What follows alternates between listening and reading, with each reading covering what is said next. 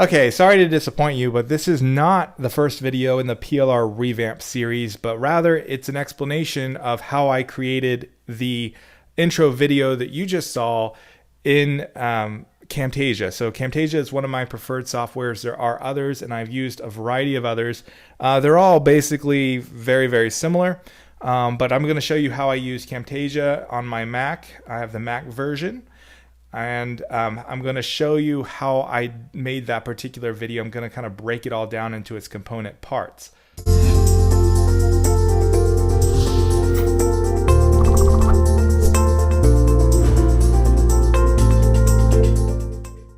What I want you to know is that while it extends for about 5 minutes, that's because this ultimately was designed off of a title slide that I originally made.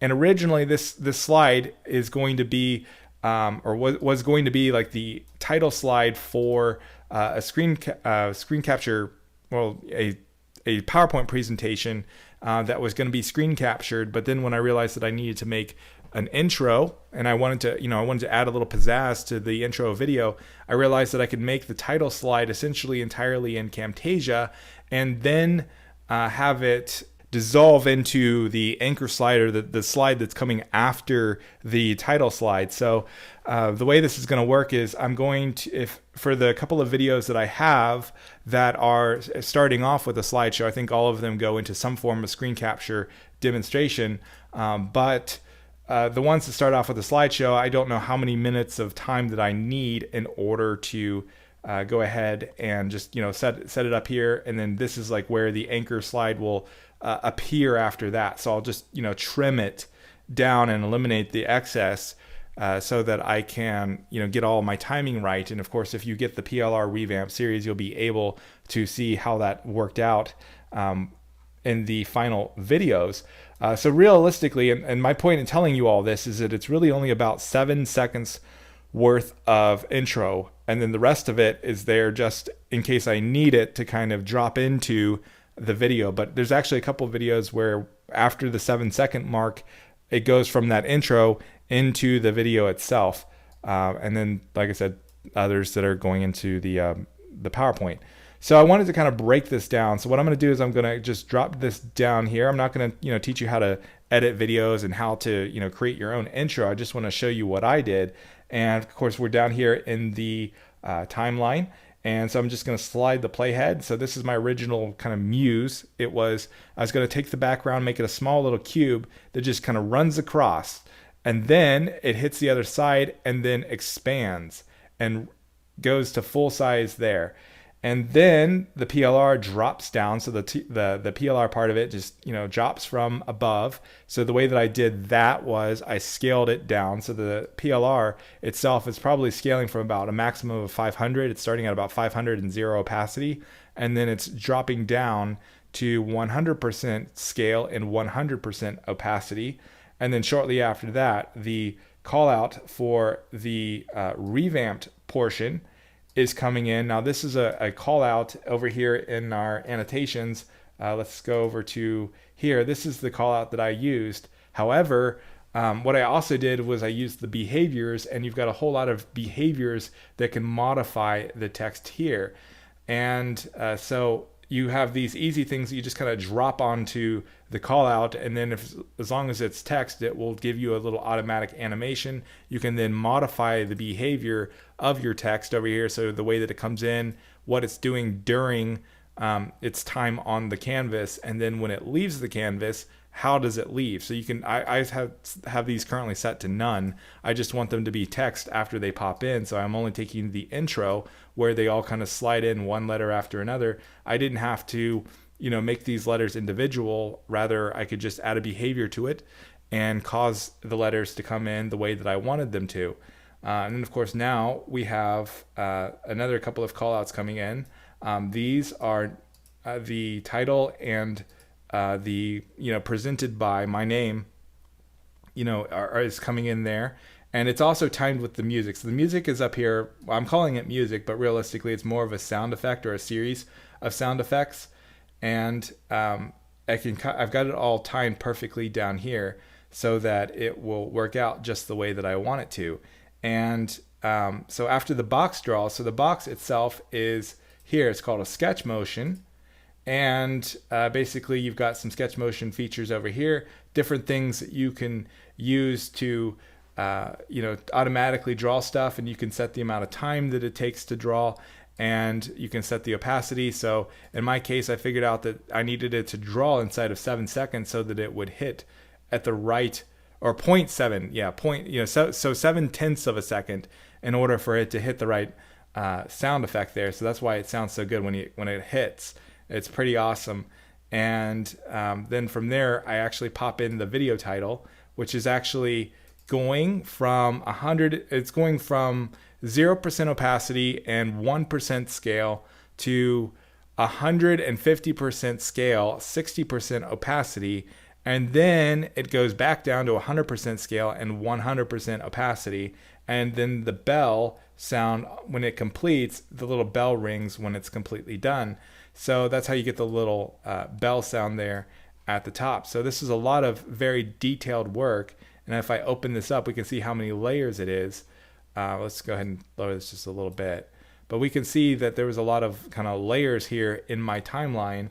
And of course, I've labeled them all over here. So the background, the title box, PLR ReVamped, Jeff Caravantis, JSLLC, the main sound, and then the video title, and then the bell is all over there, and it's nicely labeled.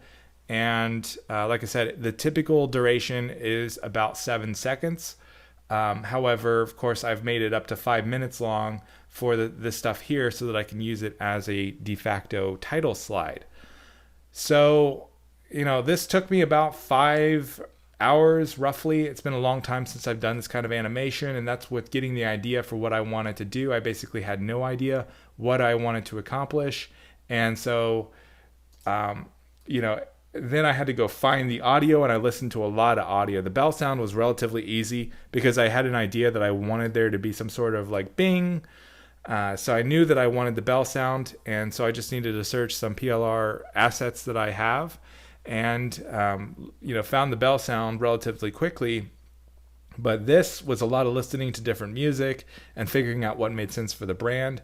And while it is a little on the dramatic side, it is pretty, I think, effective, and it was relatively easy for me to time the impact of all of my stuff. So I'm going to go ahead and play this one more time, but I'm going to play it inside of the timeline instead of in the actual screen itself. So let's go ahead and have a listen back to this, or watch this all play out, and I'll show you what that looks like here. So of course, if you're not familiar with Camtasia, just to let you know, like I've spread out the playhead here. So if I double click here, you've got your front side and your back side. So I can actually just hit the space bar now, and that section and just that section will play. So I'm going to go ahead and move it all the way to the beginning so that all I have to do is hit play, and it'll play the entire thing, but it's going to stop here.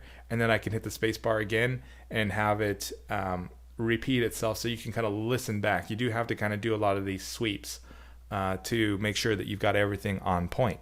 So let's go ahead and have another look at this with the perspective of the timeline here.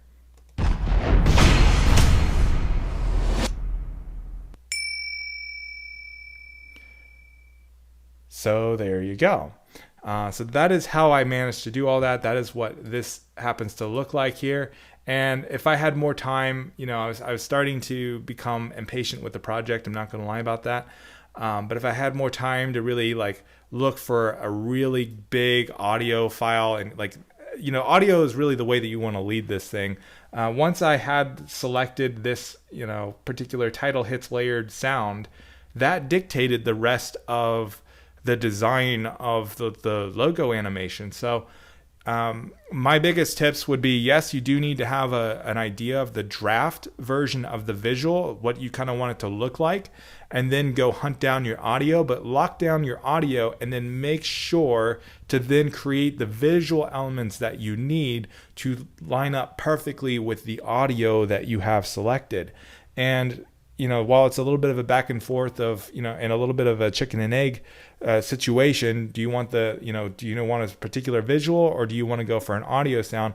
I do find that you probably want to make sure that your audio is 100% on point before you go off and create that visual element, because you can always kind of manipulate images and manipulate your call outs and do your animations to sync up perfectly with the audio, but it's a pain in the butt to get the audio to sync up perfectly with a preconceived video element or visual element. So I hope you found this video very, very helpful. And again, if you want to know how to use Camtasia, you should definitely check out screenprofits.com.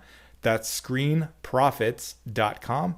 And you'll be able to learn from my training on how I use Camtasia.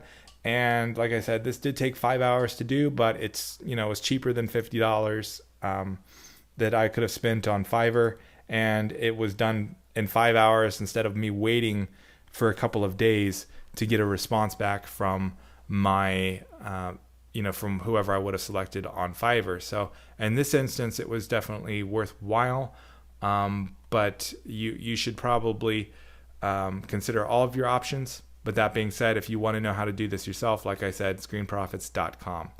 So I'm Jeff Caravantis. Thank you for your time.